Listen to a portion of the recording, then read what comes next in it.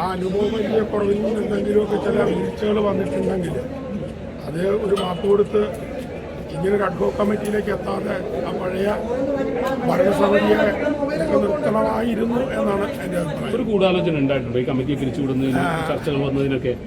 ഗൂഢാലോചനയാണോ അതോ എന്താണ് അതിൻ്റെ ഒരു കാര്യമെന്ന് എനിക്കറിയില്ല. പക്ഷെ എങ്കിലും ഈ നമ്മളെല്ലാവരും എല്ലാം തികഞ്ഞിട്ടല്ലല്ലോ ഒരു മേഖലയിലേക്ക് വരുന്നത്. അപ്പോൾ ഒരാളൊരു മേഖലയിലേക്ക് വരുമ്പോൾ ചില വീഴ്ചകളുണ്ട്.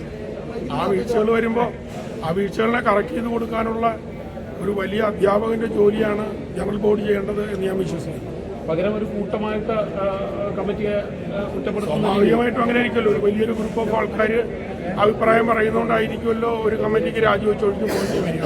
അതൊരു സംഘടിതമായ ഒരു അക്രമമായിരുന്നു എന്നാണ് ശ്വേത പറയുന്നത്. ഒരു എന്താ പറയുക, അങ്ങനെ ഒരു രീതിയിൽ സംഘടിച്ച് ഒരു ആക്രമണം നടത്തി ഒരു ഭരണസമിതിയെ പുറത്തുവിടേണ്ട ഒരു ആവശ്യകത ഇല്ലായിരുന്നു എന്നാണ് എൻ്റെ അഭിപ്രായം. അപ്പോൾ ആക്രമണം നടന്നിട്ടുണ്ട്. ആക്രമണം എന്നുള്ളതല്ല, സംഘടിതമായി ഇപ്പം സ്വാഭാവികമായിട്ടും എല്ലാവരും കൂടെ പറയുമ്പോഴാണല്ലോ, ഭൂരിപക്ഷ അഭിപ്രായം വരുമ്പോഴാണല്ലോ സ്വാഭാവികമായിട്ടും ഒരു ഭരണസമിതിക്ക് രാജിവെക്കേണ്ടി വരിക. തിരുത്താൻ അവസരം കൊടുക്കാമായിരുന്നു പിഴവുകളുണ്ടെങ്കിലും കൊടുത്ത് കാര്യം. അങ്ങനെയാണല്ലോ ഒരാളെ വളർത്തിക്കൊണ്ടുവരണമെന്ന് ആഗ്രഹിക്കുന്ന ഒരു സമൂഹം ചെയ്യുന്നത്. അവരെ കറക്റ്റ് ചെയ്തുകൊണ്ട് പോവുക എന്നുള്ളതല്ല.